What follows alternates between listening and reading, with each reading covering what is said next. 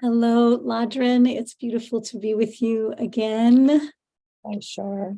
Good to see you again, too. So happy. I love being with you. Feeling is mutual. Yeah. And so we've been talking last week about impact, and we've also been speaking about doing a course together, and I'm so grateful for all of the ways that you bring your gifts, your talents, and your traditions, and just the beautiful prayer that you did before we began today. Thank you so much, and the quality of your voice. It's so beautiful, and it's a healing sound.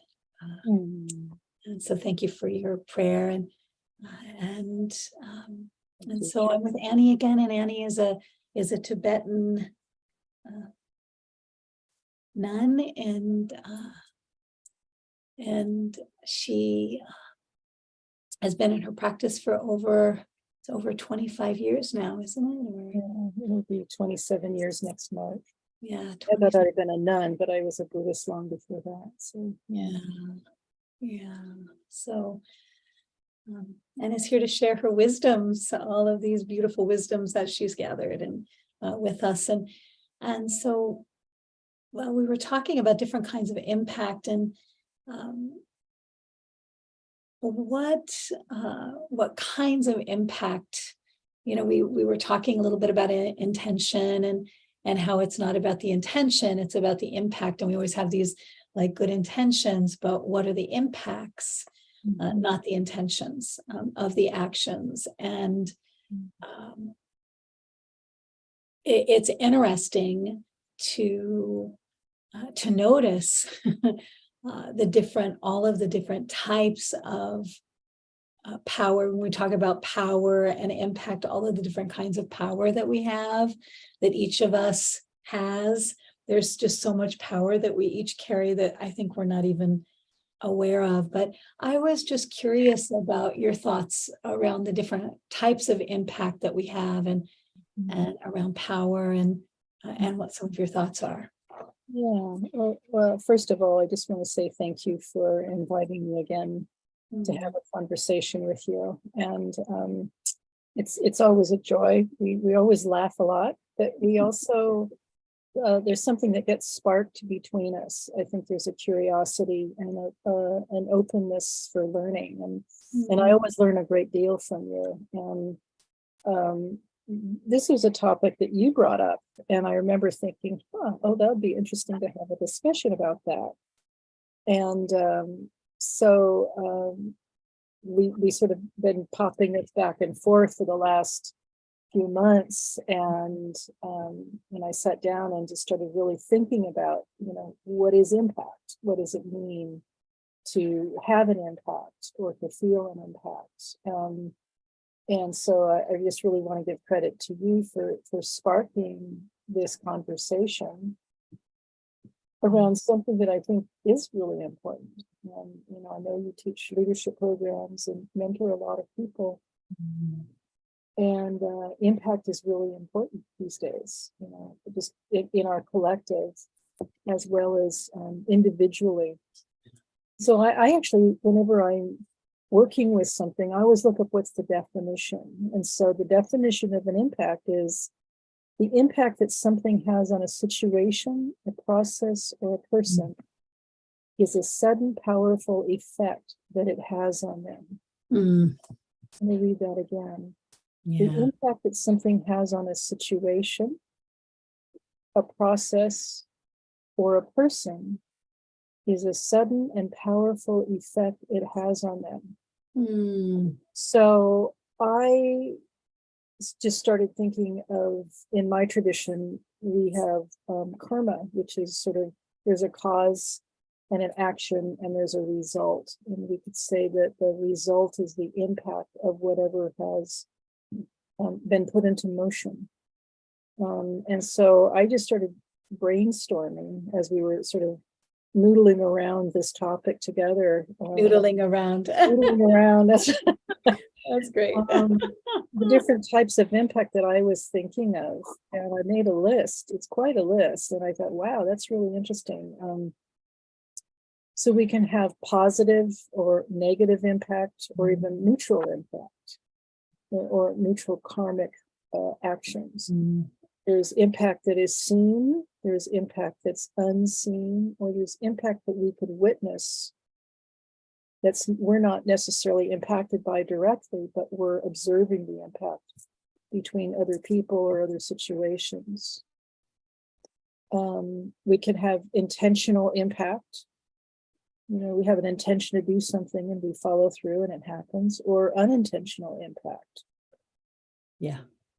Where we have an intention, we get something that's not what we desired. And there's even non-intentional impact, that just things that happen that we're more at effect of. We can have immediate in the moment impact, or impact that arises or is far reaching or unfolds over time. Impact can be very slow, can be very quick. We can sense impact. It can be heard, seen, tasted, smelled, spoken, and even unspoken impact. Intuitive, felt, or sensed. Impact can be vague or clear. There's intergenerational and historical impact from the past. There's impact in this lifetime, and there's impact that's going to happen down the road in terms of intergenerational future impact. It's visible, it can be invisible, it can be caused, it can be impact that's relative to us, or impact that's more absolute, more spiritual impact. Externally, we have impact in our family, through our culture, society, political, religious, whether it's spiritual or non-traditional, traditional, national impact, international, community, educational, economic, sexual, health, physical, climactic, war, violence, abuse. Those are some examples. But internally, we also have impact, whether it's psychological, emotional, mental, inside our bodies, the physical inside our bodies, our sexual experiences, our values, our mores, our opinions, our beliefs that we have or express, and intergenerational patterning that is handed down from one generation to the other. The essence is there's impact with body, speech, and mind. The Asian religions often say there's our actions that we take, there's the things that we say, but there's also the things that we think. Yeah. That everything originates first in the mind, in the consciousness, and then it moves out from there. And there's either internal, some kind of control, or there's chaos. Externally.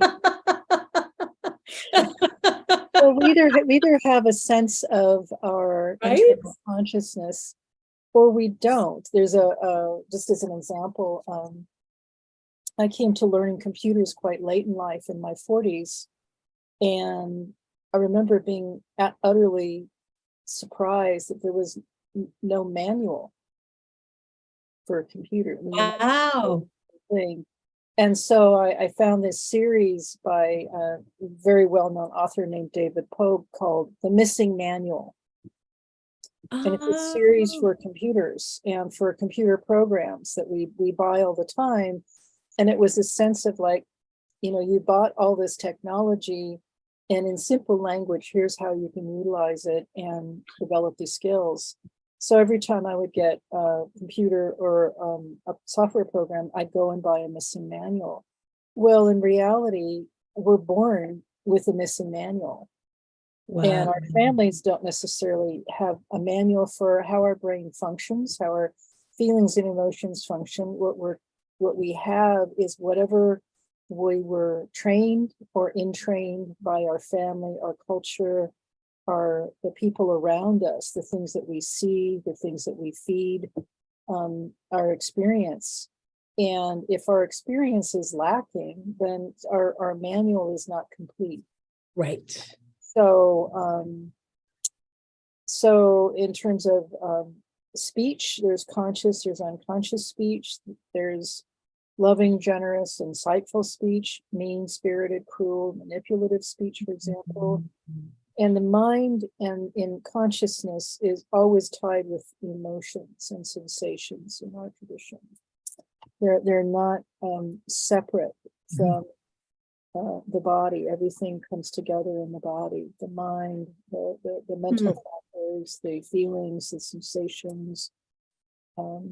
So anyway, that's quite a lot of different examples. But it had me thinking on my own of what does it mean to have impact, to create impact, to be impacted by. And the truth is it's all around us every single day, small and large experiences. So those are a few of my thoughts. How about you? Really, really powerful. How about you? I love it. Not on a roll there. Oh, it's so powerful. Well, I think also, I really appreciate what you were saying about the seen and the unseen. And then there's the action, the thought, and the word, right? There's internal impact and external impact. There's neutral impact. There's witnessing. There is engagement. There are so many different ways that, and I think that we've just gone unconscious about our impact in so many ways. But when we're conscious of our impact, I think that's what really makes a difference, is when we're able to say, oh, when we're able to write a list, right? And like what you did, and say, oh, there's the seen, the unseen, there's the observed, there's the, there's the internal, the external, there's the slow, the quick, there's all of these different impacts that we're having, whether or not we're conscious of it. And right. And, it's like that difference between choosing to say something about, something that you see or hear, and choosing not to say something that you see or hear, right?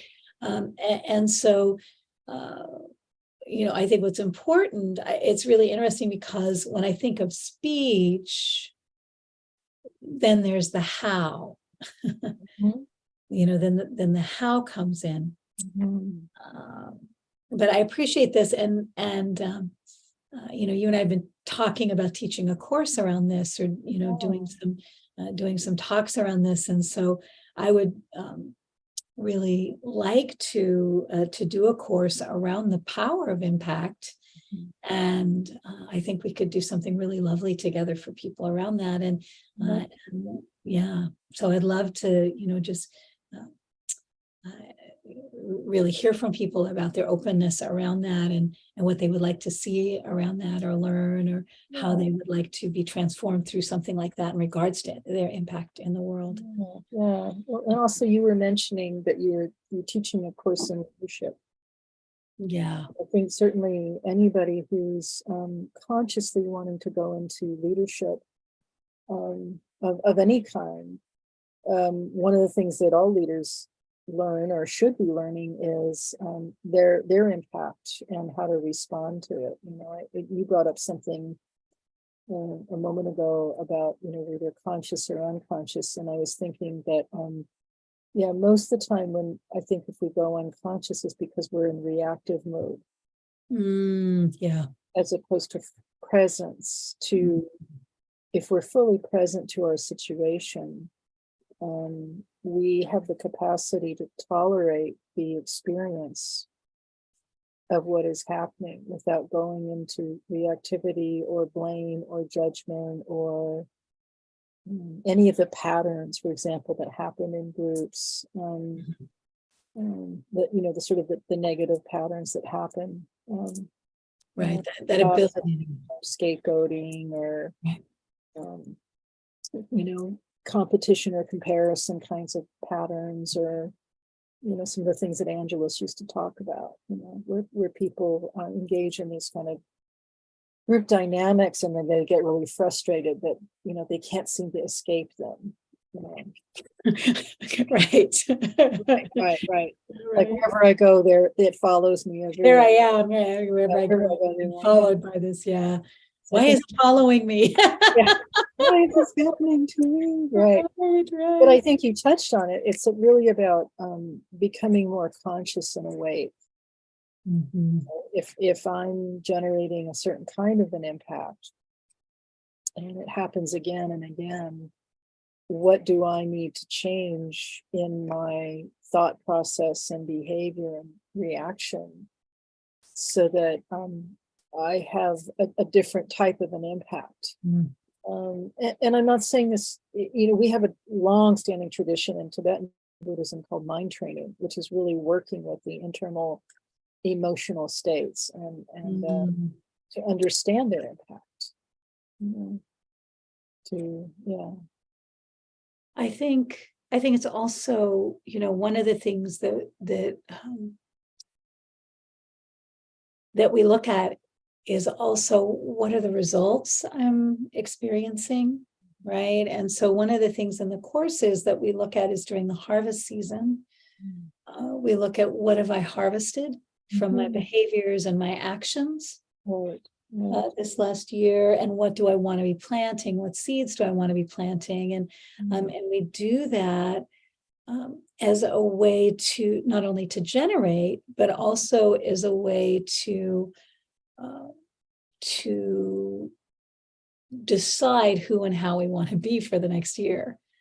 Like, am I really harvesting in my relationship the kind of things, or experiencing in my relationship the kind of my intimate relationships, my friendships, the kind of things that I want to be seeing? And if not, how can I generate those things, or what's needed for me? What is my impact there? If I don't plant a seed, I'm not going to have a harvest. Exactly. Yeah, So, yeah. so I think that it's just the basic, like, there's just really basic things that we're not remembering. And I have a silly story about my blown tire, but I blew a tire after I hit a pothole, and the tire blew, and they're new tires. They're like less than a year old. Yeah. So I was just like, okay, that's happening right now. And that's happening. And I had, that flush of feeling, that rush of feeling, which is like, is it a flat? Is it not a flat? If it is a flat, so all of those thoughts, and just the gratitude for being safe, Yeah. like a relief. So the impact of that and the sound and then what did I decide to do with it? Right. So I pulled over. I just decided to pull over and not, drive to see if there was, to not drive on it. But what would have been the impact if I'd driven on it? Right. So this morning I'm in line, because now you have to be in line at the Les Schwab, and I don't, or I don't know where else does tires, but I like them. And so I'm standing in line waiting at 7 a.m. I think I arrived at like 7:15 a.m. And there's a little line forming, right? There's several cars, no line is formed yet. And there's a line forming, and there's someone, and you can tell people have been waiting a little while. So there's about 5 of us. And then some folks get out of their cars, and there are several different, there's one woman who's only been there for, I don't know, she arrived after me. And then there's people who've been waiting before me. And so there's several different things, because the levels of impact on me, the levels of impact on the other folks, I just noticed like the impact of my cultural history and background. I noticed in my behavior, I noticed and so because what I did is people started just going over to stand by and wait in line. I was like, oh, okay, that's how.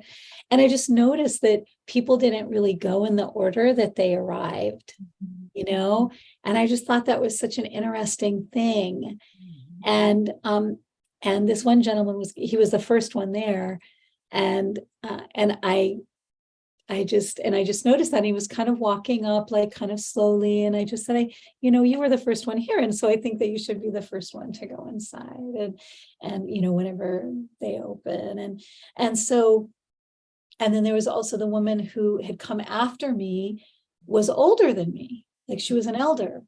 And so in my culture, we honor our elders and respect our elders. And so for me, of course, she would go before me, right? So it's that's not, so who arrives first ceases being an issue, right? It's no longer an issue because she's an elder. And so we take care of our elders, we look out for them, and she shouldn't be standing longer than other people. And she, so, but the man at the front of the line had, he's not from that culture, or, we would have all put the elder first, and helped her in and done what needed to, if she wanted that help or not, but we would have been looking out for her, Yeah. So there's all these different layers of impact. And of course, then what was gorgeous is within 10 minutes, I was out of there within 8 minutes after they opened. And there were, people ahead of me, but the people behind me were like asking a lot of questions like, do you think they'll take more people? Do you think that it'll be, and I was like, I don't know, but I'm open. And if they do, if my tire gets done today, then that's great. And if it doesn't, then it will get done another day. Right. And so it's just interesting to see like the different, right? And maybe, who knows?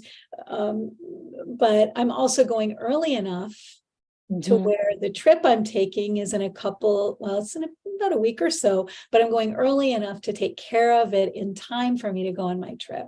Right. So I haven't postponed. So I'm just like, just as we're talking, I'm like, oh, then there's this impact and the cultural impact and the timing impact and the operation impact and so just like so many different things that we don't even think about in those moments where you're just getting in line to get your tire fixed. Well, and that's getting in line. A wonderful scenario because, you really went into detail about your own sense of your own background and upbringing and what you feel is important and correct. And what's interesting is in that group, every single person who's there has their own history and need and impact of whatever they're trying to get fixed at the place. And what's also interesting is then there's the business itself. Right. Obviously has the foresight to recognize that in part of bringing good customer service, they need to be prepared for the morning when the door opens. And there are going to be a whole lot of people all at once in that first opening, and how to meet everybody's need. It's going to be so different. So they walk away satisfied. And obviously not all businesses create that space to welcome in a large group first thing in the morning. So what an interesting scenario. It's interesting to think about, your own experience and reflecting on it, and then realizing every single person has their whole history and story of their impact of why they're there. And that's, I think, where sometimes we have these collisions, in a situation, like it said, something that the impact that something has on a situation, a process, or a person, and a sudden powerful effect.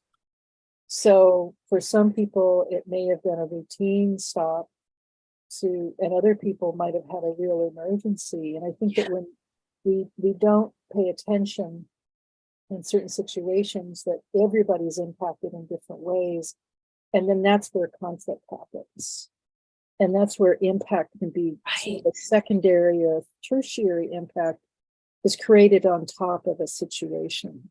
That the way that you handled it in terms of what fit your own experience is really beautiful. It's really quite beautiful. Yeah. Thank you, Lhadron. Yeah, I'm really grateful. And I noticed too, like, there's times where I'm patient and there's times where I'm impatient. But I notice when I'm patient and I just, and I noticed that there were folks who were impatient and patient, and everyone had exactly the same result. Everyone got exactly the same, and it was lovely. And it was like just this miracle of those moments where we can recognize, oh, this is a better choice because I'm going to have this result. It's going to be the same result, whether I, and also just the pleasure of of being able to bring some levity. Like I have a lot of levity. I'm a pretty happy, I'm melancholy and happy at the same time. It's a weird combination. But it's, I have a lot of grief about what's happening in the world. I have but some ennui, but I also, and just, grief about some other losses I've experienced.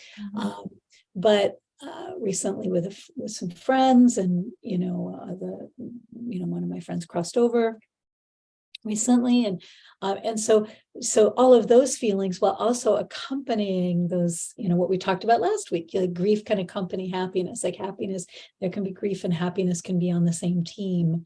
Right. Or gratitude, grief and gratitude, and so it's just interesting to see those little places where where we where like you said, the impact of our history. Yeah. Or the fear that, is interesting. I wanted to share this. This is, I don't know if you're familiar with Adrienne Marie Brown, but this is one of her Holding Change series. Oh, okay. It's very good, but Cheryl Espinoza Jones offered me 4 steps for moving through grief. It says the first question is, what becomes possible when movements are brought more healthfully to grief, and what can we do to support leaders, organizations, and movements to get there? And she says, Cheryl Espinoza Jones offered me 4 steps for moving through grief, which I interpreted as an offering not only for individual activists and leaders, but also for organizations and social movements as a whole. And it just says, feel the loss fully. We can trust grief, right? Espinoza Jones makes it plain. Grief knows what it's doing. Like the soma in general, grief is wise and ancient and knows what to do. When we interrupt grief's process or ignore them, it can lead to apathy, addiction, and unhealthy forms of anger. What loss hates most is to be ignored.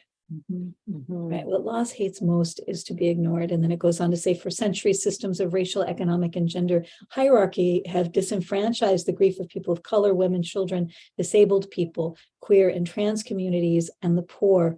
Dominant narratives about grief have turned gaslighting into an art form, convincing us that it is safer to deny grief than to feel it. And so at every turn, we are persuaded that grief is wild, unacceptable emotion that must be handled, managed, overwritten, and hidden. So I loved this, like, oh, what's the remedy for that? We can trust grief, and there's so much work to do. My God, the work we have to do. But it's really powerful just to think about what loss hates most is to be ignored. Right? It's just, this is page 79. And it's under Grief in Action from Holding Change by Adrienne Marie Brown, a way of emergent strategy, facilitation, and mediation. That's really, really well said. And it's interesting because a moment ago, you brought up patience and impatience. Yes. And I'm going to say something about it. And then when you read that, I was thinking of our culture is impatient with grieving.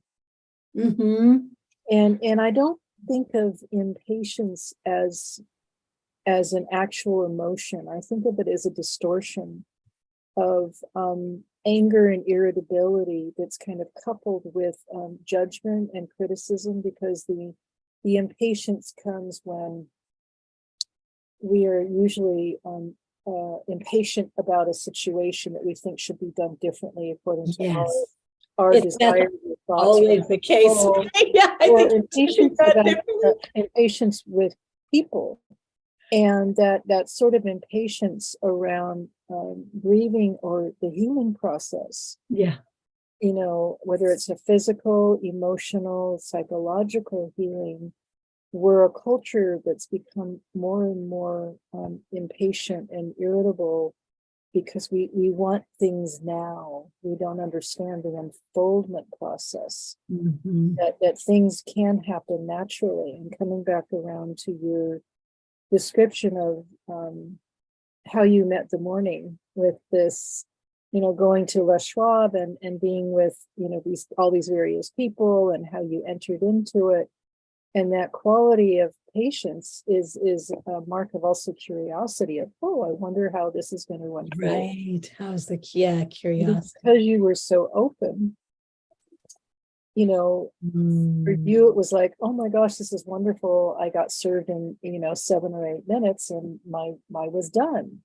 Whereas for somebody else who might have come there who's like, they're angry because it's interrupted their day and they've got to do this and that, 8 minutes can be, an interminably long time to be irritable and take it out on other people. right. So that's the part of where impact, I think, when we go into any kind of reactivity, then our impact is not necessarily going to be the way that we want. We can discharge our impact, our reactivity onto other people, Mhm. or we can have that be discharged on us. But how do we react to it? So I think that kind of comes back around to that simple awareness. It's really just awareness, the spaciousness around that awareness, I think. Oh, yeah. Yeah. And when I go into impatience, it's always because I think something should be done differently. Oh yeah, me too. Always. Yeah. I mean, it's always like, oh, that needs to be done differently. And then I should on myself and other people, as they say, don't should on yourself. But I love what you were saying about, how am I reacting or what am I reacting? And it was so interesting because I don't know if I mentioned this, but this glorious sunrise was happening at the same time. And it's like, here's the corner and everyone is kind of lined up here, but this glorious sunset is happening down the street through these beautiful trees. And there's kind of an overlook that's just down the street. Yeah. And so I was like around the corner, in line, but also looking around the corner so I could welcome the sunset. Mm-hmm. And then of course, and the sunrise. And of course, that's when the veil is thinnest. Mm-hmm. And then I was making wishes because when the veil is thinnest, you get to make wishes. So, which is that poem, right? The Rumi poem about the dawn and dusk have secrets to tell you, right? And so, what's that? The dawn and dusk have secrets to tell you. Don't go back to sleep. Yeah. No, don't go back to sleep. Yeah. Stay awake. Yeah. Stay awake. Stay aware. Yeah. And so that was, and I was just noticing that, and I shared that with another gal who was behind me, and she was like, "Yes, it's a beautiful sunrise," and like, what a beautiful sunrise. And then there were also these crows that started to come after the sun was rising, and I noticed someone had put food out for them. Mm-hmm. And so I got this beautiful photo of this crow with this one seed in his beak, which in many cultures is a symbol for good fortune or good luck. Uh-huh. So wonderful way to resolve a blown fire. right. So Yeah. it was a really interesting. And so I appreciate what you're saying also about the, what am I reacting to, or where am I reacting? I think there's also the question, what am I reacting from or reacting to? I mean, I was reacting to a sunrise. I was reacting, but also what's coming to my mind right now, Lhadron, is just like to react. Mm-hmm. Am I reacting an internal impact from a long time ago? And if I don't want to react in that way, how can I react in a different way? What kind of changes can impact my internal world so that I can have a different expression or a different experience? I know you're also a therapist, and you're also a chaplain, a Buddhist chaplain, and just those thoughts of the feelings, and that those feelings have an origin. Mm-hmm. Right. And one of the things that I notice is when I'm having a reaction that I don't like, that it's not a positive reaction, and it's not to use the blown out term again, like it's blown out, it gets blown out of proportion in regards to, or outsized in regards to the activity or the experience in the present moment. And so it's like that younger self, like there's probably a younger self or a child self, or there's something that needs to be addressed and right and cared for. right? Not that reactivity or the, as you said, with the compared with the judgment, and the thing should be done in a different way. And right. And yes, things should be done in a different way if we're having that kind of, Right, impact right. with our emotional expression, or reacting in a way that's not providing the results we want. Pema Chodron, who's an elder in my tradition, Mm. has a wonderful class of teachings. That's the title of which is "Don't Bite the Hook."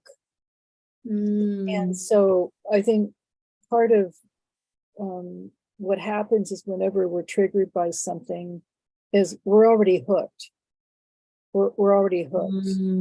And actually, I've really begun to think of triggers as showing us where our unfinished business is, our unfinished Right. issues, our healing work is. That it's not about I'm triggered, so I need to slap a whole bunch of band-aids on and protect myself. It may be true in a certain sense, but if in order to have real freedom, it's like I'm triggered. Why? What's it's like this situation reminded me of something that's happened before. That's my unfinished business or my unfinished healing work. And maybe this trigger reminds me of a previous trigger. It reminds me of another trigger, and on and on. So slowly, we begin to work with each one individually and heal that way, and go back and heal the other one. And eventually there's freedom on that. And that's not a fast process. That's always that kind of depth of healing work has to happen slowly and methodically to create a lot of safety. And it doesn't happen out in the world. It doesn't happen in a weekend program. It doesn't happen, with a couple of ayahuasca trips. It has to be done, and not to negate that those kinds of experiences can open us up to recognizing, oh, I have healing work to do. We can go to a workshop and Any experience. Any experience. We can begin to see, oh, there's something in here that I have been afraid of looking at. I always look at what are the breadcrumbs that show us where the work is, where we're defensive, or where we're offensive. Yeah. Where we're in denial, can be because part of us is frozen in a pattern of fear, or to really absorb an event that's happened to us. So it's not a simple situation, but it can also be quite amazing and a wonderful journey. The healing journey. Once we move past our fear and trepidation of, oh no, I'm going to change, then we realize that all of those previous reactions and responses were coping strategies. There's nothing wrong with coping strategies. They got us from point A to point B to point C to point D, but there are times when we've outgrown them, and that's when our reactivity kicks in. We have a coping strategy for a conflict, and it doesn't work anymore because we're not able to stay present in the moment, and we're not able to communicate and articulate. So when we go back and digest and metabolize and integrate those earlier experiences, it frees up energy to grow and to change. And that's, if we're lucky, it's a wonderful lifetime process. That's such a great way to say it, Lhadron. Yeah. It's not it's like, wonderful we don't fix it and we're done. It's like, oh wow, this could really completely changed my whole perspective on life and living, and our passion, the things that inspire us, how we connect with people, and there's always do-overs. And just to recap what you were saying earlier about the work that you do around harvesting, and I was thinking I do the same thing every year at the end of the year, partly because it's my birthday time.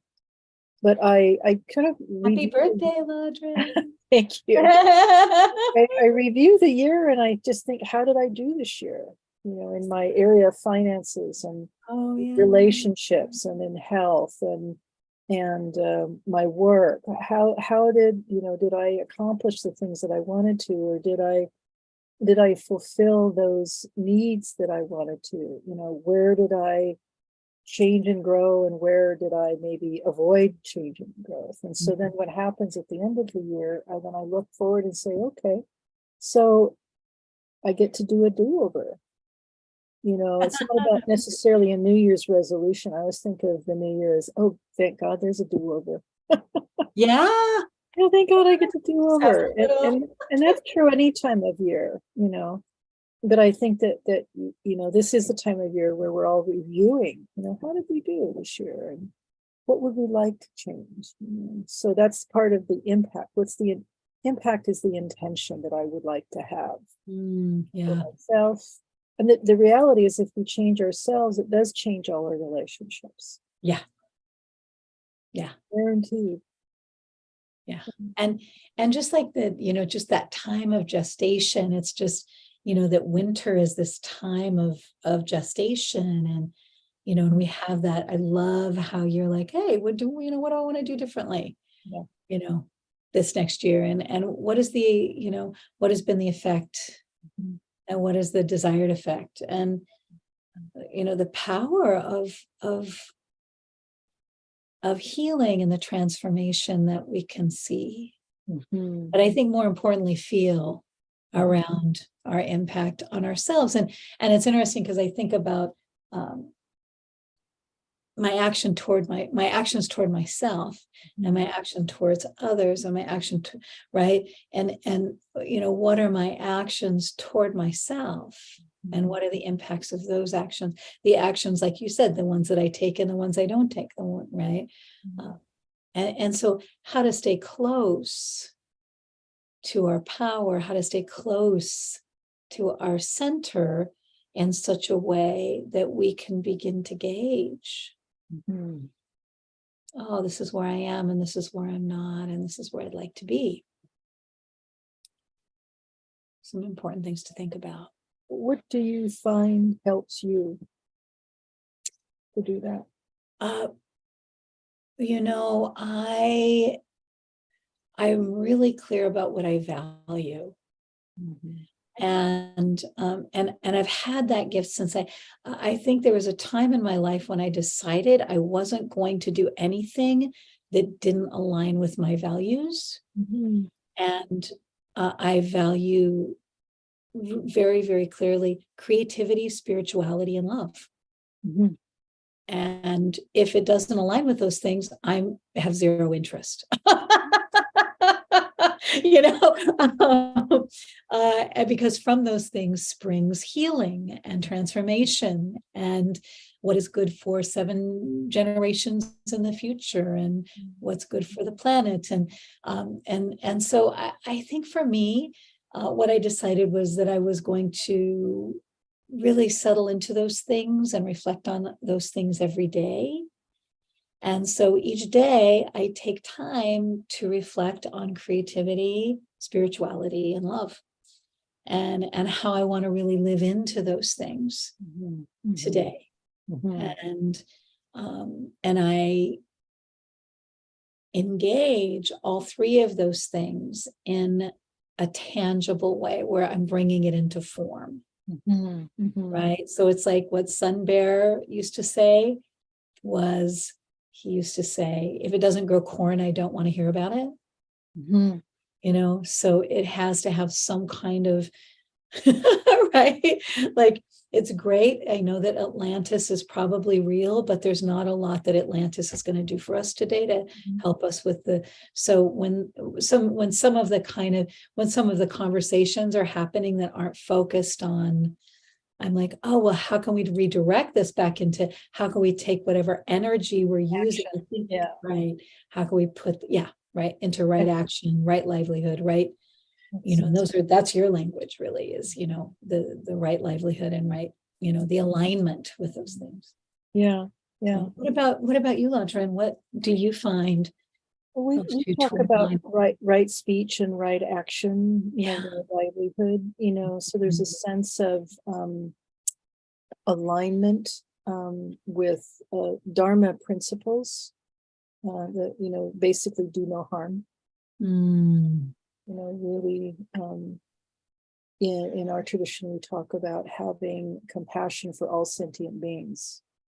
And then learning, we take a vow to do that. And that's basically, and now you work. And now you work to do that. So it's like working with our own reactions and actions with everybody we meet, and understanding that all sentient beings suffer and they don't want to. So what do we do in terms of our own daily experience to not add to other suffering, which doesn't mean not having limits and boundaries, or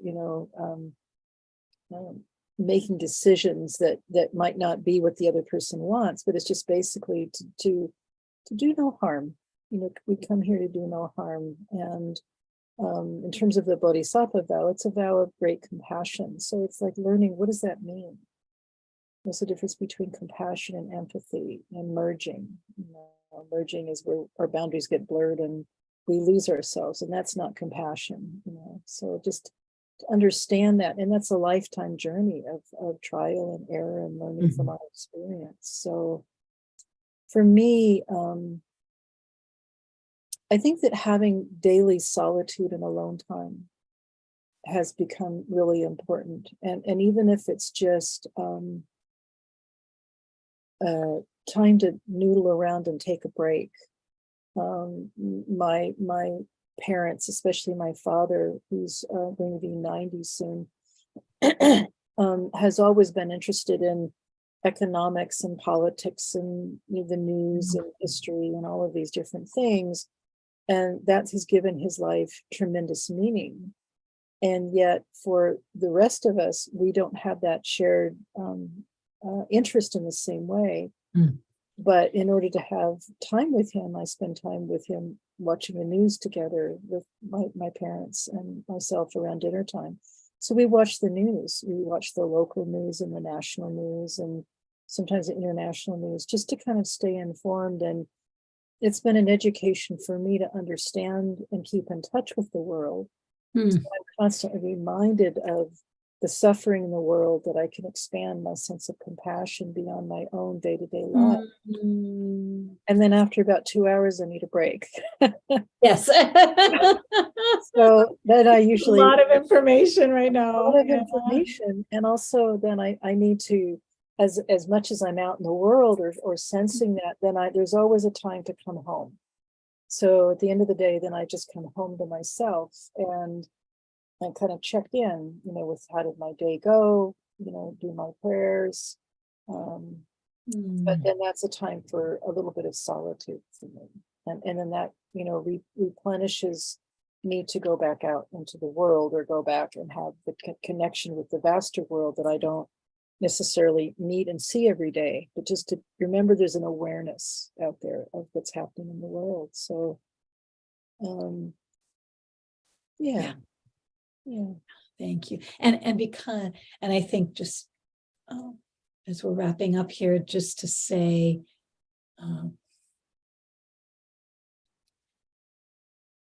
that, what we're doing is having an impact on that world. And, I think being aware of events, there's this saying in the recovery movement, which is like, look, you can just like look in the rearview mirror, but don't stare, so it's, we look there to see what's behind us, to get information. And so one of the things I do is I love Trevor Noah, and he's moving on to other things right now. His work is just fucking brilliant. And I love how he just brings levity and wisdom to all of these different issues. So that's where I've been getting my news.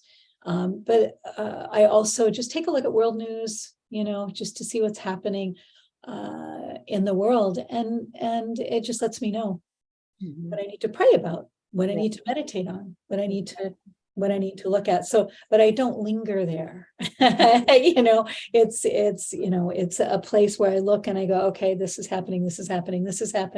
What actions can I take to have a positive impact, whether it's through prayer, whether it's through donating money somewhere, whether it's through, right, supporting Iranian artists and musicians and Right. women, or whether it's through, doing some, work in the environmental system that I'm in, or whether it's planting endemic plants, or, but there's things I can do. It's just a matter of Right. like, oh, what do I need to, right? Exactly. Contacting Ukrainian and, relatives, or contacting indigenous relatives, or, what is it that I need to do where I can, have that impact as things are changing in all of these different realms that are coinciding at the same time. So I think about that, and I think that it really is connection Mhm.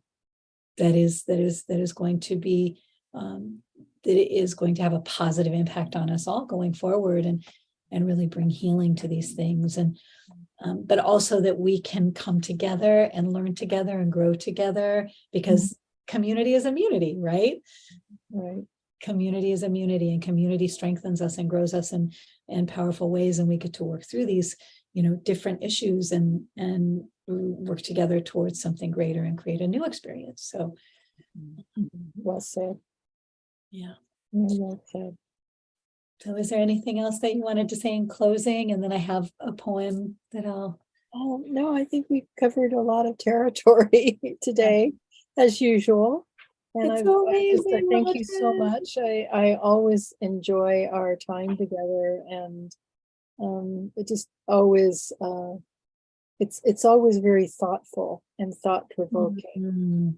And as we decide on something we want to talk about, there's always a sort of individual exploration when we come together and share that. And then for me always, and I believe for you, there's also what happens afterwards, that gets sparked out Right. of the conversation. So it's always an honor and a privilege, and you're just a delight. You're a wonderful Oh, spirit. Lhadron. I'm so glad to know you. Thank you. Gracias a ti. Sí, tú es regalo. You are a gift and a miracle of great courage and longevity and grace in my life, and really a living ceremony. And so I thank you for being that presence in my life, Lhadron. Yeah. This is a poem from Honey Collections, and it is Atlas Moth, called Meeting You. I held you there, poised, as though your short life could be trembling here. In the cup of my hand, exchanging breath, your wings, a perfect copper fronds of antenna, your lion's mane. This eternal gaze, how we've been brought here to silent admiration. In these motions of life, we can be still. I know you will not fly, because we are one. And I remember your countless days becoming this wild winged creature, greater and softer than my two hands holding you, greater and softer than my two hands holding you. It's beautiful. Thank you, Lhadron. Thank you very much, Cheryl. And may you have a wonderful winter solstice, and You as well. Happy holidays and happy new year, and I'll see you in the new year. But I we'll look talk forward. before then, I'm sure. Oh yes, indeed. And yeah, and I'm looking forward to our course. Yes, definitely. Okay. Thank you, dear. All right. Bye-bye. Palamia.